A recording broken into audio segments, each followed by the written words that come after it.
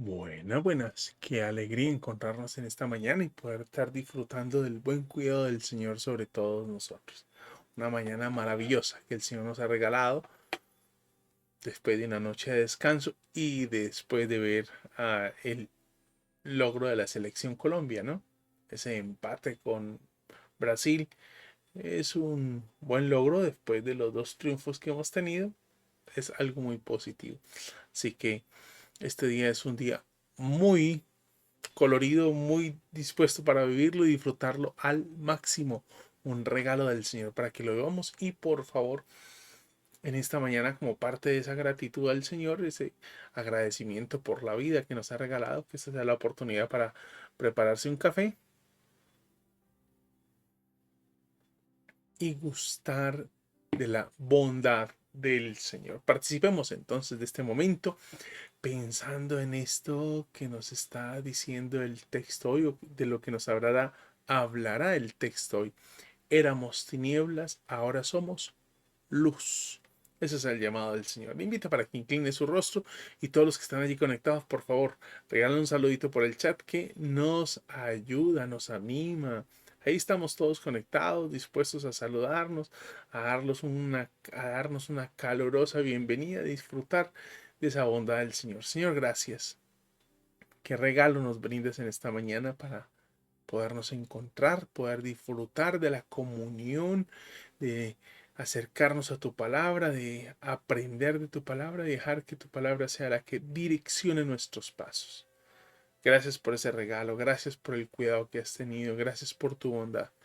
Gracias, Señor, por tu misericordia que nos ha acompañado hasta el día de hoy y en este nuevo semestre, Señor, que iniciamos. Ya vamos cursando nuestro tercer día de este segundo semestre del año 2024, agradecidos porque hasta aquí nos has acompañado y confiamos en que seguirás con nosotros. En el nombre de Jesús. Amén. Recuerda el saludito por el chat. Cómo nos ayuda a saber que estamos allí conectados. Un saludito, unas palabritas que nos permitan allí escucharnos, leernos, poder compartir una palabrita de ánimo para alguien que usted sabe que está conectado, un saludo, a lo mejor una palabra de allí que la persona sepa que usted está orando por él o por ella. Qué importante eso para nosotros en esta mañana y así poder iniciar este maravilloso día confiados en el Señor, confiados en esa bondad de Dios que siempre nos está acompañando y sustentando. Pensemos en algo. ¿Qué nos ocupa a nosotros hoy? ¿Qué es aquello que hoy nos tiene a nosotros ocupados?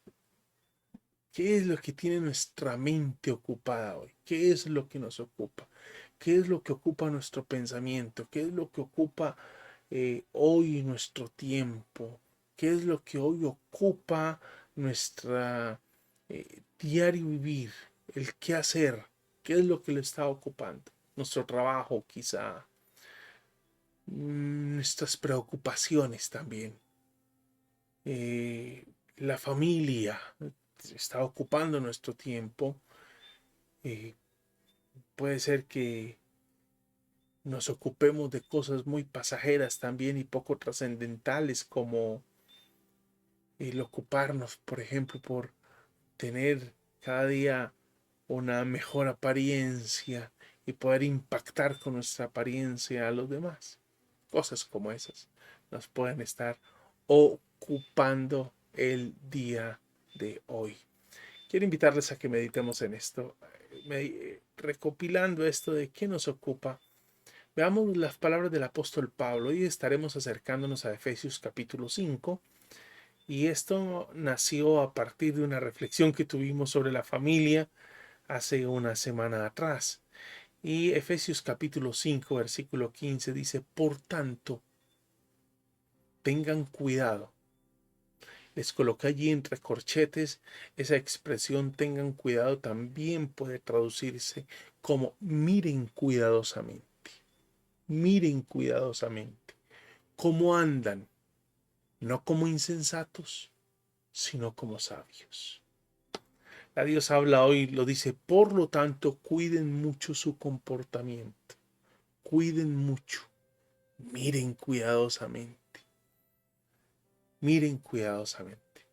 Creo que los cristianos deberíamos, dentro de lo que nos ocupa en nuestro diario vivir, debería preocuparnos cómo estamos nosotros llevando nuestra vida, cómo estamos direccionando nuestra vida, cómo estamos direccionando las decisiones que tomamos, cómo estamos direccionando, cómo estamos direccionando la familia, cómo estamos direccionando el ejercicio de nuestra profesión, cómo estamos direccionando nuestras relaciones interpersonales, cómo estamos direccionando nuestra participación en actividades sociales, no solo de diversión, sino aún si usted es un activista político, aquí no hablamos de política, pero si usted es un activista político, ¿cómo está usted direccionando esto a la luz de lo que nos está diciendo la palabra del Señor? Como creyente, ¿cómo está direccionando esto? ¿Cómo está direccionando su vida? Ahora, ¿cómo deben vivir los creyentes? Porque el texto dice allí muy claro, el Señor les está diciendo, tengan cuidado, mucho, miren cuidadosamente, dice esa explicación o esa traducción que les ponía entre corchetes, o la Dios habla hoy, dice, mucho, cuiden mucho su comportamiento. Entonces, la pregunta es, ¿cómo deben vivir? ¿Cómo debe ser ese comportamiento? ¿Cómo debe darse ese comportamiento? Y Efesios capítulo 2 versículo 10 les va a dar una pauta acerca de cómo es que ellos deben vivir. A los lectores del apóstol Pablo en la carta que ha escrito a la iglesia de Éfeso. Y capítulo 2 versículo 10 de la carta a los Efesios dice, porque somos hechura suya, creados en Cristo Jesús para hacer buenas obras, las cuales Dios preparó de antemano para que anduviéramos en ella. Entonces, esto nos dice que los creyentes tienen una manera de vivir, una manera de andar que está trazada por el Señor Jesús. Mire el versículo 10, capítulo 2, para hacer buenas obras las cuales Dios preparó de antemano para que anduviéramos en ellas. Y recuerde que el texto nos decía allí en el capítulo 15, tengan mucho cuidado cómo andan. Miren cuidadosamente cómo viven, miren cuidadosamente cómo piensan, miren cuidadosamente cómo administran su hogar, miren cómo lo hacen. Y acá en el capítulo 2, versículo 10 nos va a decir que tenemos un guión, tenemos una ruta, tenemos unos pasos ya delimitados. Él nos preparó, que el Señor Jesús, en Cristo fuimos creados por Dios para que anduviéramos en esas buenas obras que Él nos ha preparado. Eso es lo que nos está diciendo Efesios capítulo 2, versículo 10. Y por eso es que el apóstol Pablo dice a los creyentes en el capítulo 4, versículo 1, estamos avanzando, capítulo 2, versículo 10, y avanzamos al 4:1, y el apóstol Pablo les dice, yo pues prisionero del Señor, les ruego que ustedes vivan, anden, vivir, andar de una manera digna de la vocación con que han sido llamados. De una manera digna. La nueva traducción viviente de ese versículo les dice, les suplico que lleven una vida digna del llamado que han recibido. Digna. De manera que ese llamado que tenemos en Cristo, ese llamado a vivir la vida cristiana, ese llamado como creyentes, ese llamado a ser parte de la familia de Dios, lo va a decir el capítulo 2, versículo 19, que ahora somos parte de la familia de Dios, somos conciudadanos del reino de los cielos, ya no somos extranjeros y advenedizos. Ese llamado, entonces, tiene una manera de vivirse, tiene una manera de vivirse. No se vive de cualquier manera, no se vive de cualquier forma. No, tiene una manera de vivirse ese llamado y es lo que el texto nos va diciendo. Ahora, ¿cómo vivieron? Porque el apóstol Pablo les está diciendo que ahora deben vivir de esa manera a la luz de ese llamado. Ahora, ¿cómo vivían antes entonces? ¿Cómo era que vivían antes? Porque ahora están siendo llamados a vivir conforme a eso que el Señor les ha trazado. cómo vivían antes ellos.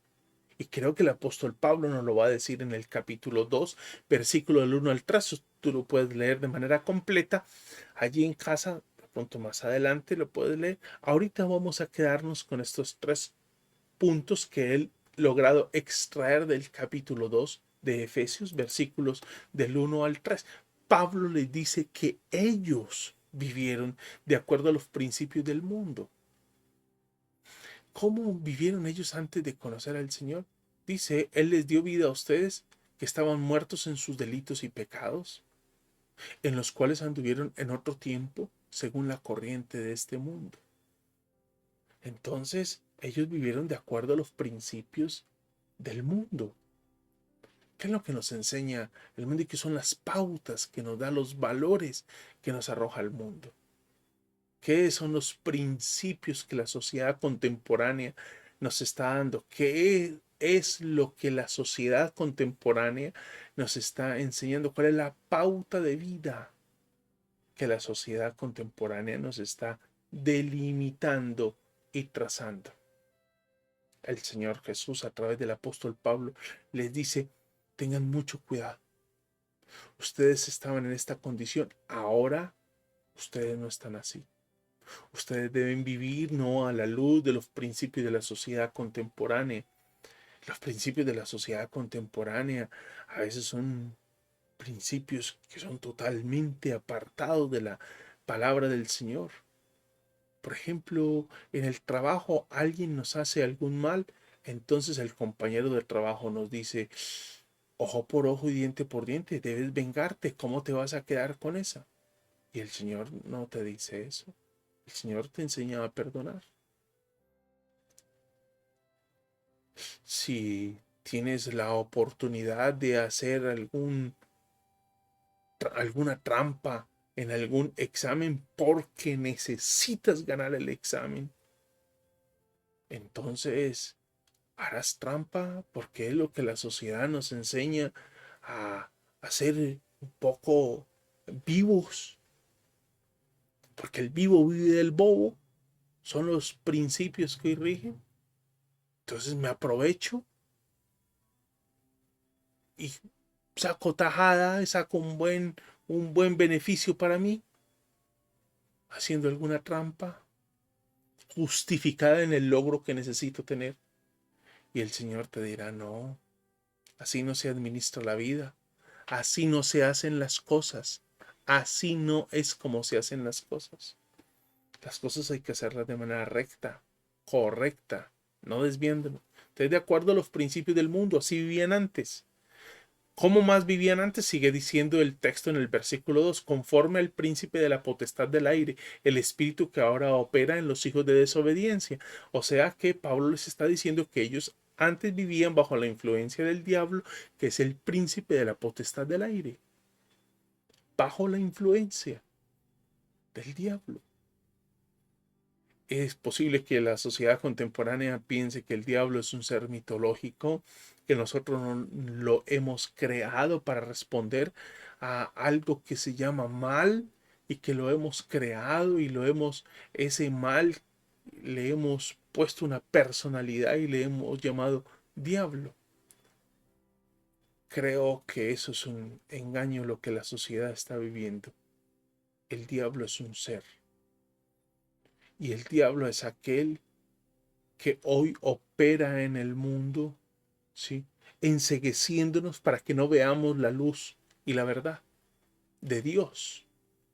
Por eso dice que vivimos bajo la influencia del príncipe de la potestad del aire. Así vivían antes. Y el apóstol Pablo les va a decir, también ustedes andaban buscando la satisfacción de sus deseos. Cualquier deseo era un motivo para buscar la satisfacción. Entonces no habían unos principios, sino que la ley eran sus deseos. Esto deseo, esto hago. ¿No se les parece eso un poco a la sociedad contemporánea? Esto es lo que yo siento y eso es lo que yo tengo que hacer. Y Dios nos dice, no, así no vivimos nosotros. No, así no viven los creyentes. Los creyentes no viven bajo esa premisa, ¿sí? Los creyentes no viven bajo esa premisa. Los creyentes eran tinieblas, ahora son luz. Eran tinieblas, ahora son luz. Eran tinieblas, ahora son luz. Capítulo 5 de Efesios, versículo 8, lo va a dejar muy claro. Porque antes ustedes eran tiniebla, pero ahora son luz en el Señor. Anden como hijos de luz. Y como tinieblas entonces vivíamos, lo acabamos de decir en el capítulo 2, vivíamos de acuerdo a los principios de este mundo contemporáneo, vivíamos bajo la influencia del diablo, del príncipe de la potestad del aire, así lo va a decir el capítulo 2, versículo 1 y 2, y vivíamos buscando la satisfacción de nuestros deseos. No había nadie que nos limitara, si esto deseo, esto hago, punto. Y ahora el Señor nos dice, porque antes ustedes eran tinieblas, pero ahora son luz en el Señor. Anden como hijos de luz, el versículo 8 y el versículo 15 del capítulo 5 dice, por tanto tengan cuidado, miren cuidadosamente, fue el texto con el que iniciamos, cómo andan, no como insensatos, sino como sabios. Y recuerde cómo lo dice la diosa habla hoy, por lo tanto cuiden mucho su comportamiento. Ese es el llamado del Señor. Allí cuiden mucho su comportamiento. Eran tinieblas, ahora son luz. Es lo que venimos diciendo. Y en el capítulo 5, versículo 8 y 15 nos dice entonces cómo es que debemos vivir. Eran tinieblas, ahora son luz. Miren cuidadosamente cómo se conducen, las decisiones que toman, las relaciones que sostienen, cómo administran su vida, el ejercicio de su profesión, cómo son mayordomos de la creación, de lo que el Señor les ha entregado. Esa exigencia de ahora ser luz a partir de esto que han vivido, esa exigencia es gracias a la obra que Dios Padre ha realizado en Cristo Jesús y la ha sellado con su Espíritu. ¿Y dónde está eso? En el capítulo 1 lo puede leer completo. Especialmente del versículo 3 al versículo 13 se va a encontrar cómo la obra de Dios en Cristo y sellada por su Espíritu es lo que ahora hace posible esta exigencia. Porque recuerde, lo decíamos hace un momentico en el capítulo 4, versículo 1.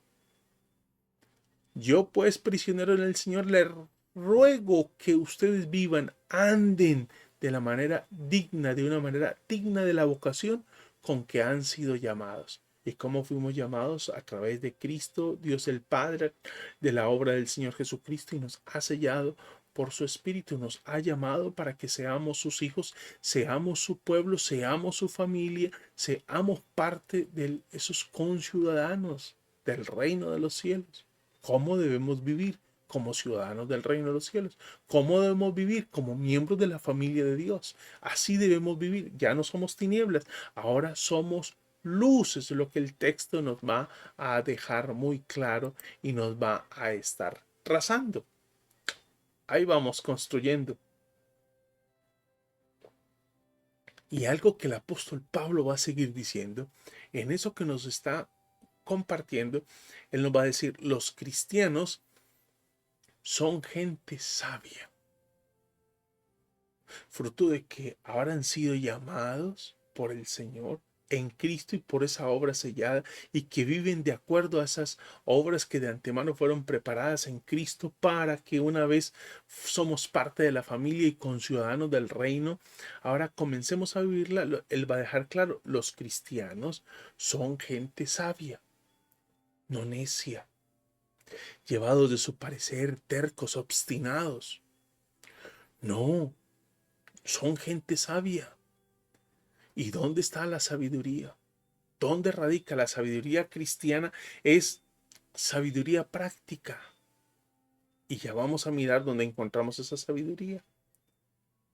La sabiduría cristiana es sabiduría práctica porque nos enseña cómo comportarnos, cómo vivir, cómo tomar decisiones, qué es lo que debo guardar en mi corazón, cómo relacionarme, cómo formar mi familia, cómo ejercer mi profesión, cómo vivir como ciudadano aquí en Colombia frente a la realidad que estamos viviendo, cómo vivirla, cómo es mi relación con mis gobernantes, cómo es mi relación con mi prójimo, cómo es mi relación con mi jefe o con mis empleados, cómo es mi relación con mi cónyuge, con mis padres, hijos, hermanos, abuelos, cómo es mi relación con mi vecino, cómo es la relación con aquella persona que de pronto con quien tengo algunas dificultades, ¿cómo debe ser mi relación? El Señor nos dice, la gente que es creyente y que es parte de la familia de Dios y conciudadanos del reino de los cielos, es gente sabia, no es necia, no es torpe. Y es porque es gente sabia, esa sabiduría es práctica, les enseña cómo vivir, cómo desarrollar la vida. Es que cuando leemos la Biblia no se trata solamente de cosas religiosas, no, también cómo Dios tiene que ver y dirige mi diario caminar y me va orientando y me va trazando un camino. Mire, ¿cuáles son las características de la gente sabia a la luz de lo que Pablo le está diciendo a los creyentes en Éfeso? ¿Cuáles son las características de esa gente sabia? Lo primero es que aprovechan bien el tiempo. Aprovechan bien el tiempo. El versículo 16 del capítulo 5 de Efesios dice, aprovechando bien el tiempo porque los días son malos. ¿Y qué es eso de aprovechar? Aprovechar tiene que ver con rescatar, con redimir. Parece ser que el tiempo se nos está escurriendo entre los dedos.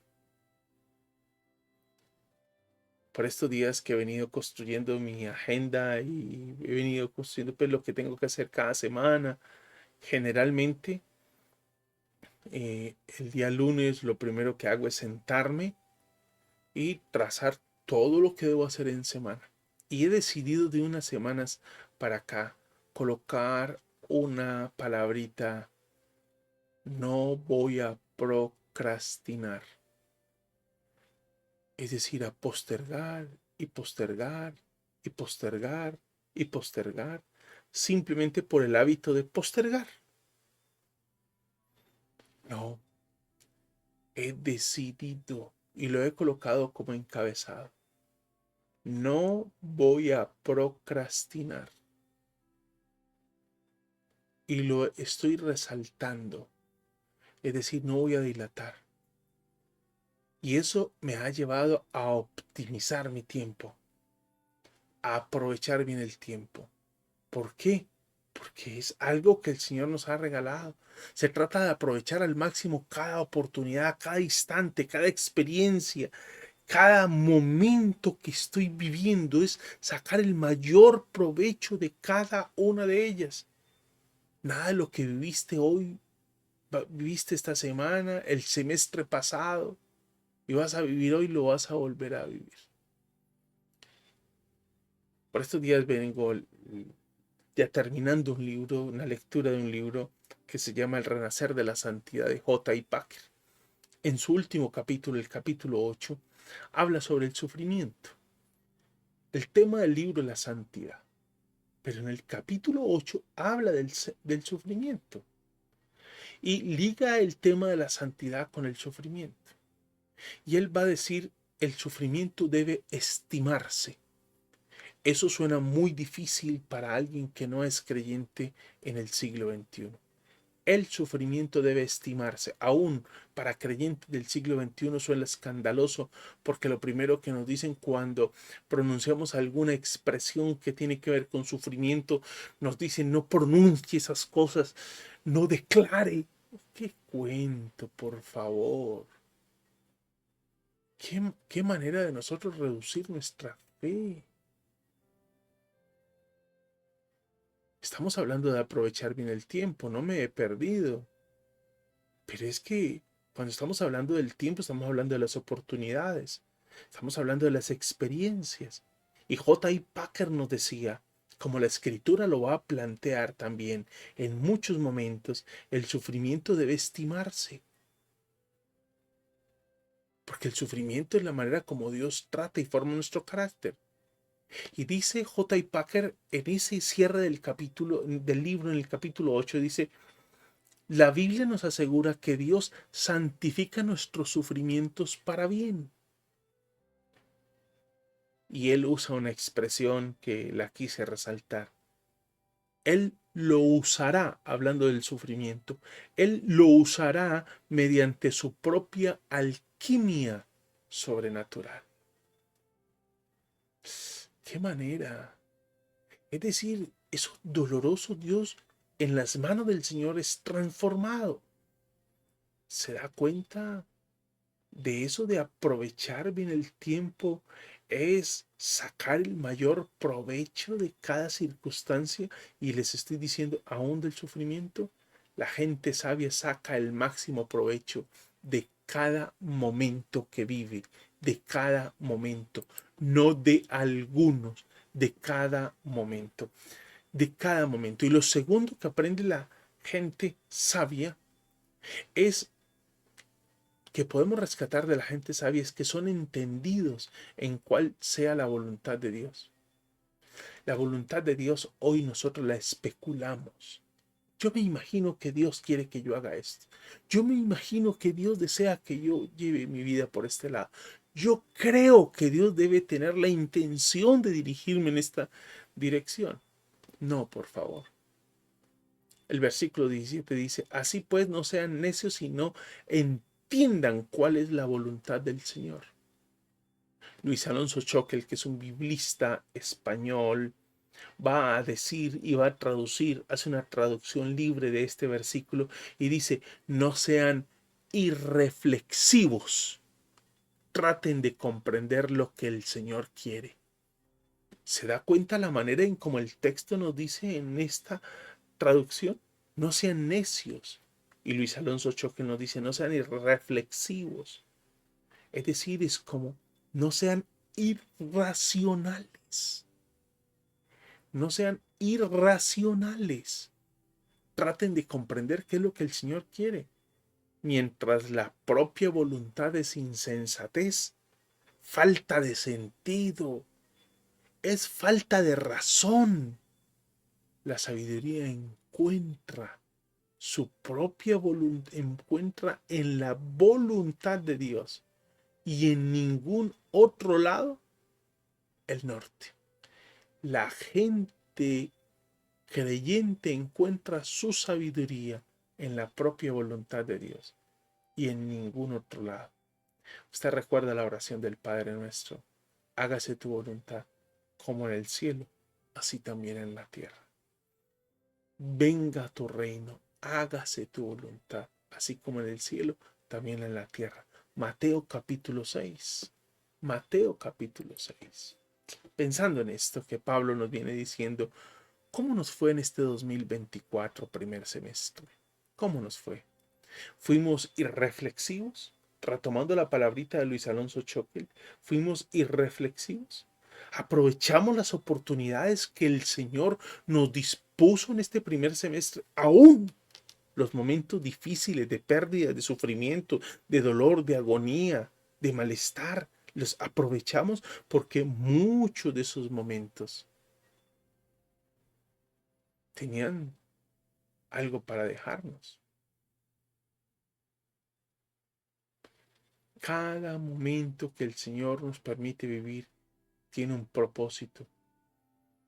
¿Cómo somos de rápidos para memorizar versículos de la Biblia? Pero ¿cómo somos de lentos para disfrutar de lo que el Señor nos quiere comunicar? Recuerda que inicié diciéndoles hace un momento que la sabiduría nos enseña que esa voluntad de Dios es práctica, lo decíamos. No es algo que no tiene nada que ver con la vida. Romanos 8:28. Y sabemos que a los que aman a Dios, todas las cosas les ayudan a bien. ¿Estamos seguros de eso? Porque es lo que pregonamos día y noche. Entonces, ¿por qué no lo vivimos? Hay que hacer práctica. La Biblia tiene que llevarnos a vivir. Entonces el primer semestre no capitalizamos y no disfrutamos el sufrimiento como parte de ese proceso de aprendizaje para la vida, no lo capitalizamos para nuestra formación. Pensamos que fue de pronto un olvido de Dios, un castigo del Señor, porque aún la disciplina del Señor forma parte de ese sufrimiento que tenemos que enfrentar para nuestra formación y bendición. Y efectivamente, Dios lo usa para nuestra formación. Dios al que ama, disciplina. Y si se nos deja sin disciplina, entonces somos bastardos y no hijos. Ahí les queda entonces ese llamado del Señor. ¿Cómo fue que vivimos este 2024, 1? Aprovechamos las oportunidades que el Señor dispuso en este primer semestre. ¿Y qué vamos a hacer frente al segundo semestre? No sé qué vamos a enfrentar. Yo no estoy acá para vaticinarle cosas. Lo único que le puedo asegurar es que el Señor está con nosotros. Y si eres creyente y si eres hijo de Dios, puedes tener la certeza de que tu vida está en las manos del Señor, el buen pastor. Y ese buen pastor va a capitalizar, recordando las palabras de J. I. Packer en su libro, último capítulo, le decía hace algún momento, el sufrimiento debe estimarse. La Biblia nos asegura que Dios santifica nuestros sufrimientos para bien. Él lo usará mediante su propia alquimia sobrenatural. Ahí nos queda. Oremos al Señor. Y mientras estamos orando, escriba allí en el chat que es su reflexión a la luz de lo que el Señor le ha dicho, que es el llamado del Señor para su vida en este segundo semestre y qué es lo que tiene para aprender del primer semestre. ¿Qué es lo que el Señor le está llamando a aprender del primer semestre y qué es lo que tiene el Señor deparado para este segundo semestre? Señor, gracias. Estamos en tus preciosas manos. ¿Qué seguridad tenemos en ti, Señor? Nosotros una y otra vez estamos a veces renegando, diciendo cosas y lanzando palabras necias contra el cielo, contra ti, contra todos, Señor. Que a veces los resultados no son los que nosotros esperamos. Renegamos aún porque quizá no cumplen nuestras expectativas, no respondes a nuestros anhelos, antojos, sueños, visiones, Señor. Pero efectivamente tú no estás para responder a nuestros antojos, sueños, visiones, anhelos. Nosotros estamos para vivir a la luz de tu buena voluntad. Y lo cierto es, Señor, que por difícil que haya sido lo que hemos vivido, Señor, este primer semestre, tú todo lo has capitalizado para nuestro bien. Gracias. Y estamos confiados en este segundo semestre. Por eso queremos ser personas sabias, Señor.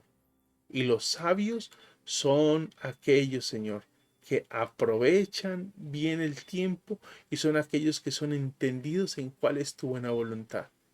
Y no hay otra manera de descubrir tu voluntad si no es en tu palabra. No la hay, Señor. Perdónanos las veces que caminamos como especulando. ¿Qué será lo que tú quieres para nosotros? Y olvidamos tu palabra. Estamos en tus preciosas manos.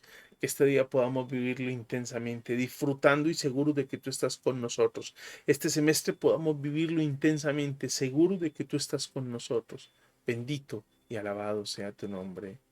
Ah, rogamos, Señor, que tú seas quien encamine nuestros pasos, que tú seas quien oriente nuestro peregrinar. En el nombre de Jesús. Amén.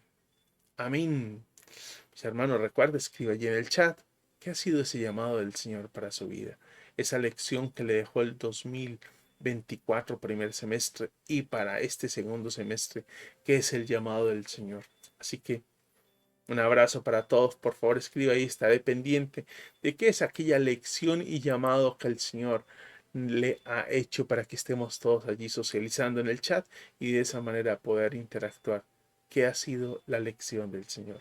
Un abrazo para todos, vivan este día intensamente y recuerden que el Señor está con ustedes.